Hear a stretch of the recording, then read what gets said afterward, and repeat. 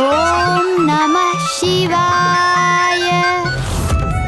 ఓం నమః శివాయ. ఓం నమః శివాయ. ఓం నమః శివాయ. ఈ ధ్యానం చేసుకునే చోట హఠాత్తుగా ఈ లడ్డూలు కుడుముల గుమగుమలు ఎందుకు వస్తున్నాయి?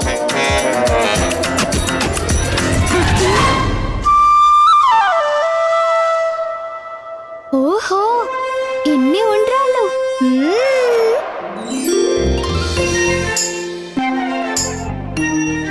తొండమయ్య, అమ్మేం చెప్పారు?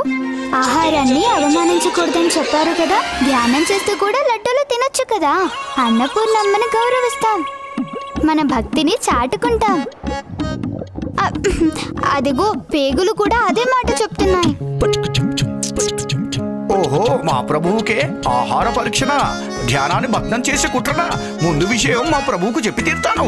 ప్రభు, చూడండి ఏం జరుగుతుందో.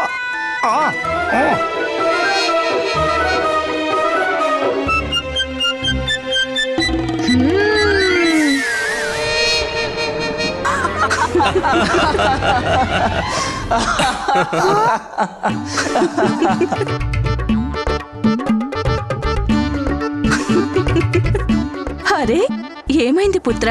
నువ్వు ధ్యానంలో ఉన్నావుగా, మరి? అది అమ్మా, అదే మనసెందుకు మారిపోయింది అని. ఓహో, ధ్యానం వల్ల బాగా ఆకలి వేసిందన్నమాట కదా, అందుకే ఉండ్రాలన్నీ ఖాళీ చేశావు. లేదు లేదు లేదు లేదమ్మా, నేను కాదు, అవన్నీ మూషికొత్తముడే తినేశాడు. నేను మీ ఆహార పరీక్ష గురించి చెప్పడం కోసం వచ్చాను ప్రభు, అంతే, అంతకంటే ఏమీ లేదు. నీ ధ్యానం చాలా బాగుంది గణేష.